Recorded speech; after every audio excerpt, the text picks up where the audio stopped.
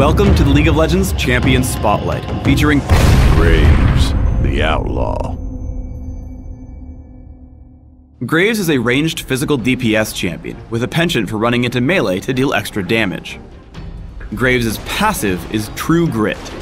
As Graves engages in combat, his armor and magic resist increase over time. Buckshot fires off 3 shots in a cone, each of them damaging all enemies struck.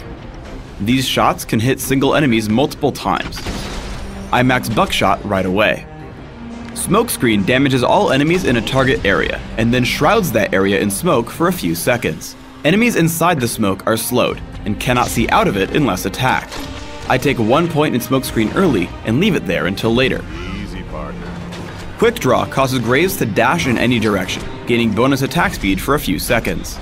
Quick Draw cools down faster every time Graves lands a basic attack. I take a point in Quick Draw at level 2, and max it by level 13. Collateral Damage is Graves' ultimate. First, he fires a skill shot nuke that damages the first enemy champion it hits. At the end of its range, or after hitting an enemy champion, it explodes into a cone of fire, damaging enemies it encounters. I take collateral damage at levels 6, 11, and 16. Graves can deal a ton of burst damage at early levels.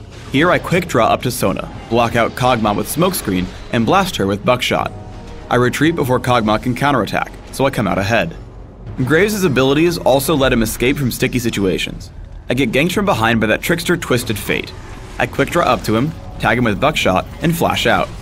As I get chased, I land Smokescreen in front of my chasing enemies. As they follow, they're unable to hit me, and I make it out thanks to a heal from Soraka. Smokescreen can also completely bait your opponents. Here I get ganked by Udyr and have to run. I drop Smokescreen right as Warwick comes to gank, but since Udyr can't see out, we collapse on him right away. Udyr falls to our damage output and we push back in, forcing Sona and Kog'Maw to retreat. Graves' mobility lets him dive against turrets quite well. I walk directly up to Kog'Maw, land Buckshot, 1 basic attack, and then quick draw out of turret range. This lets Soraka kill him with Infuse as I juke away from a Cathian surprise.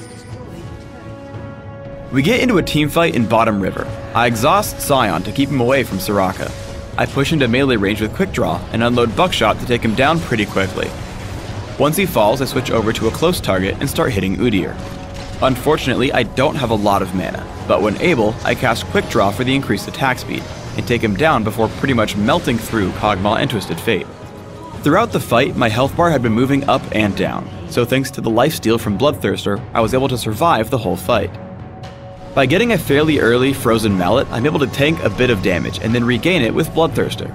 I play aggressively against the enemy team, causing them to turn and fight me. I flash out, fire collateral damage into the enemy team, and jump back in with Quick Draw.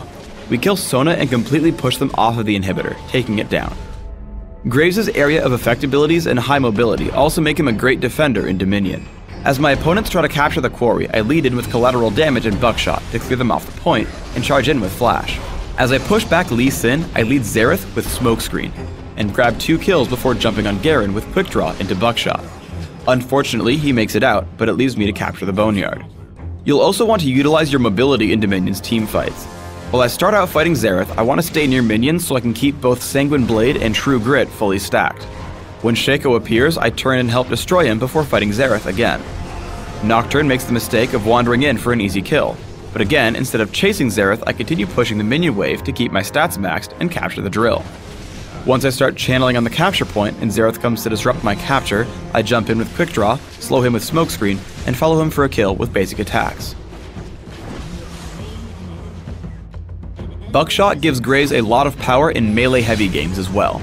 As Shaco deceives over the wall, I back up with Quick Draw, lay down a Smokescreen, and deal tons of damage with Buckshot. As he hallucinates, I prime collateral damage, certain to kill both him and his clone. Graves also has a special interaction with Nocturne. Tag him with Smokescreen and see what happens. I got you, darkness.